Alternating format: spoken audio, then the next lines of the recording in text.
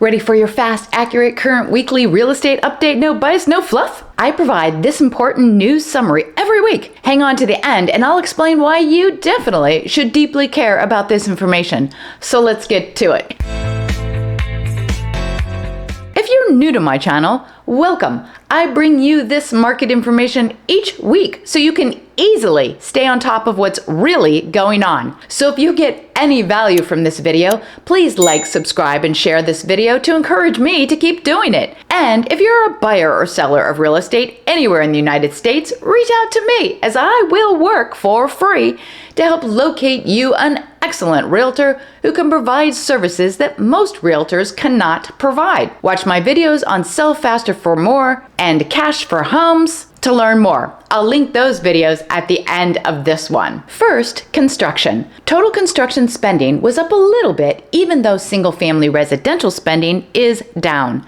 Total construction spending in September rebounded by 0.2%. September's gain came mainly from a modest gain in non-residential construction spending. Residential spending was largely held up by multifamily spending, which was up 0.3%, and home improvement spending, which was up 2.9%. But single-family spending mostly offset these gains by dropping 2.6%. Single-family spending has now declined for the fourth consecutive month as the ongoing rise in financing costs continue to weigh on construction activity. Second, rate hikes. The Fed approved its fourth 0.75-point rate hike, its fourth straight large increase this year. This increase shifted the target range to 3.75% to 4%, the highest since January of 2008. However, the Federal Open Market Committee, while continuing its aggressive pace of monetary policy tightening since the early 1980s, they hinted in their report that they may be slowing the pace of rate increases soon.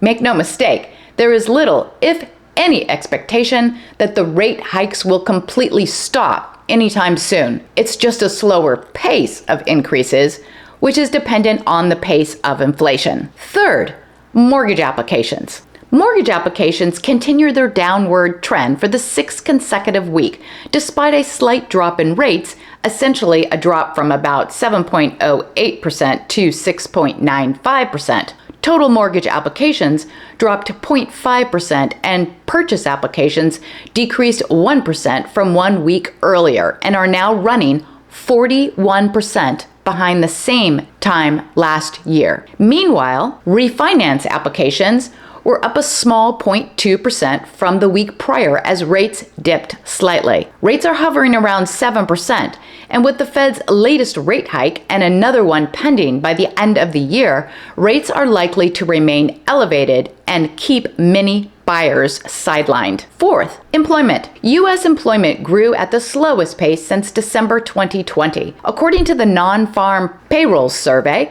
the U.S. economy added 261,000 jobs as hiring remained strong in October. However, despite these gains, this was the slowest pace in job growth in nearly 2 years. Construction employment was roughly flat, and the household survey showed signs of a deterioration in the labor market, actually declining by 328,000 jobs for the same month. In any event, the labor force participation rate went down, and that nudged the unemployment rate slightly higher to 3.7% from 3.5% the month prior. Although demand for labor remains elevated, the first cracks are starting to show in diverging messages between employer and household labor market surveys conducted by the Bureau of Labor Statistics each month. Why do you care? First, construction spending being up is a nice reprieve in that it is estimated that construction spending makes up 16.4% of GDP. That will help the next GDP number. However, with mortgage applications still down,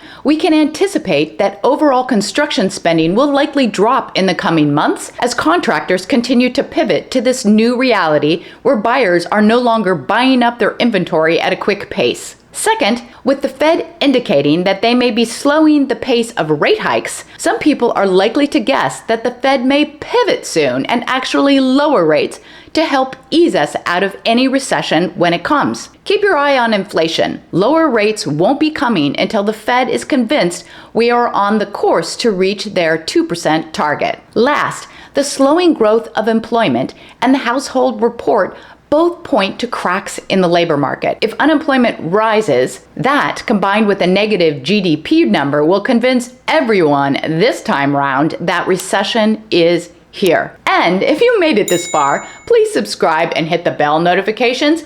Thank you for supporting my endeavors to provide this weekly news update. Have a great day.